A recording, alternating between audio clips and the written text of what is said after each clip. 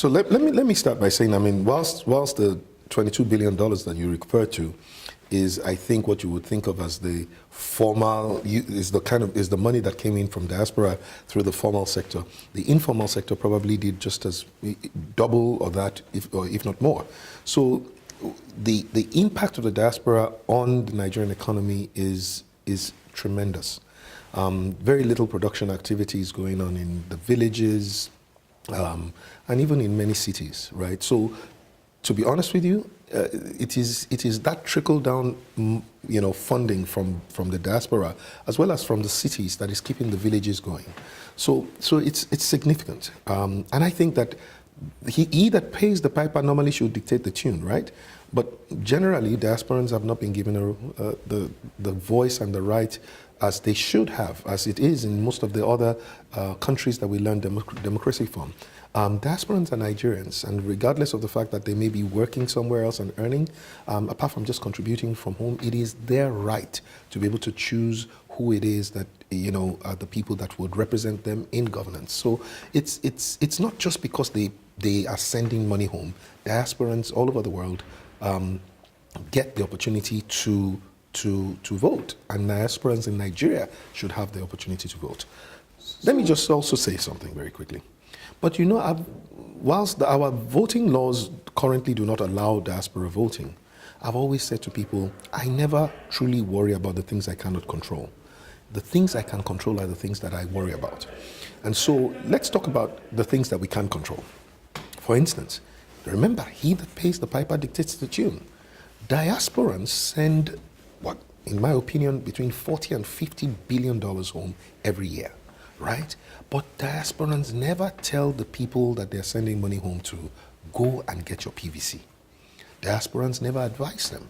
These are some of the candidates. This is what you should look out for. Or even sometimes recommend candidates for the consideration of the people that they're sending money to. So you find out that many of the people that they receive the money from diaspora, they actually don't go to vote. Right? Not only do they not vote, they don't care, because in a way, the diaspora is the ones that they're their government.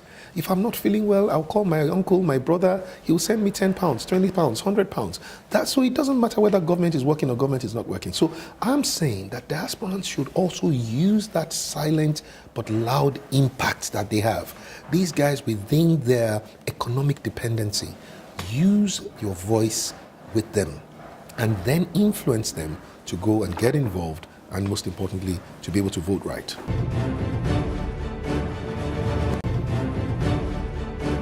Well, I mean, first of all, let's be clear. Number one, legislation is pushed along by people who have really great passion for it. So every time you have passion for something, you push it along. I have passion for diaspora voting because I think that it is the right of every Nigerian to have the opportunity to choose where and who it is that should represent them. So I would put my influence behind it. But beyond that, it's also, even right now as it is, if you look at the Running for a New Nigeria movement that we have, it's one of the key things that we are asking. And remember, Running for a New Nigeria movement is not just about Fela Durotoye. It's about people who are also running for offices in Senate, in House of Representatives, in House of Assembly, for governorship. And we are all, we're all aligned on one vision for a new Nigeria that works. And it's not just a nation that works, but a nation that works for everybody. A nation where you don't even need to know anybody to be somebody or to do something. A nation where things work, where government works for the people, where people have the opportunity to find work that is not just gaining work, but just being joyfully employed. Now, we want this, everybody wants this vision. But there are also things that we are saying that we together agree are things that we want to fix when we get there. And one of them is diaspora voting. Now, let's be clear.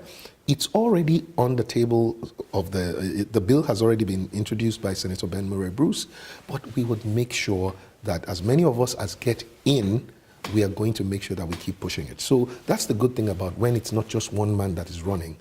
So that even when Fela wins an election, he's still not having to deal with too many people that, so it's getting everybody in. I'm not using a ladder, we're using an elevator to bring in a whole new number of people.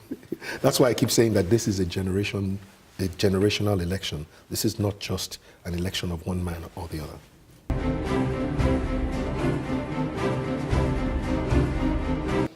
I mean, I think that, again, everybody that wants a great Nigeria, that wants a Nigeria that works, everybody that wants a nation where, that is one of the greatest countries that we can be, which we know we can be. Everyone will want any other person who can participate to strengthen the voice and to make it happen. Those who do not want things to work would, of course, be intimidated, especially because they are going to be intimidated by the fact that diasporans are not people you can easily bribe. They're not people you can easily influence.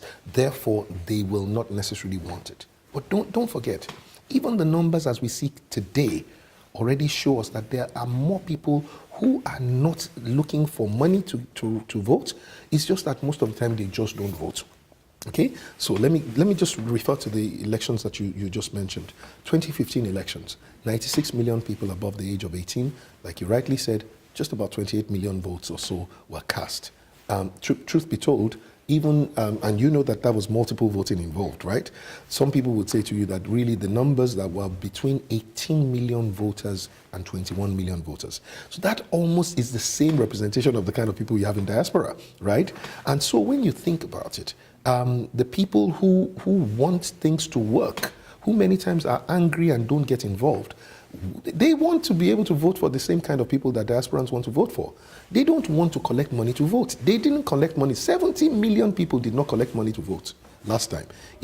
So the point that I'm making is there are more people who don't want to collect cabal money. There are more people who don't want to be bribed. There are more.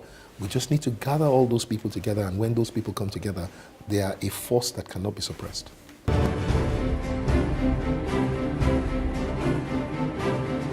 I always say, listen, it's a process, and I understand your anxiety.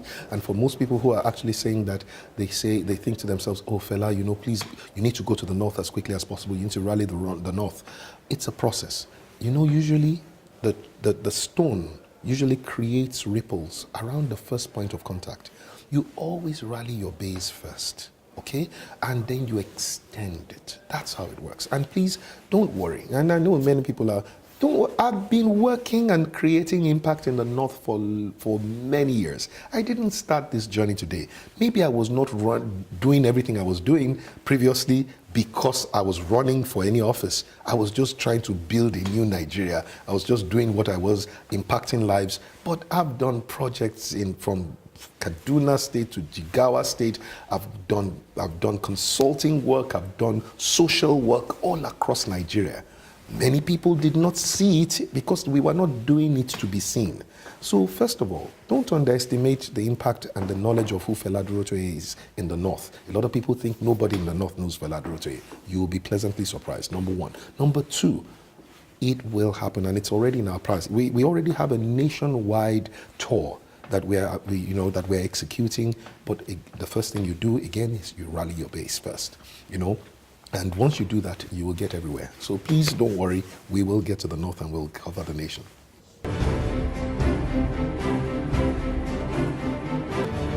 No, it shouldn't, and that's really one of the beautiful things about democracy, is that in the end, when people's voices start getting stronger and people start getting more aware, especially towards elections, then governments know that they will be held accountable at every election. This government, voted out an incumbent government, and therefore they also recognize that they can be voted out. So I think that this is one of the beautiful things about election. In fact, the truth is, I wish every government will remember from day one that you have to win an election in day 4. Then you will perform, and then you will please the people, and then you will win. You don't need to wait until 1 year before the election and start doing the things that will please the people. You can do it for 4 years and might as well just deliver value. So I think that it's a welcome thing, but usually what happens is this. When you start doing it towards election, people know that you really don't care. And therefore they think to themselves, okay, keep doing it. No problem. We know the people who care. They've been more consistent than just a 1 year trying to fix things as quickly as we can. So I'm not worried about it.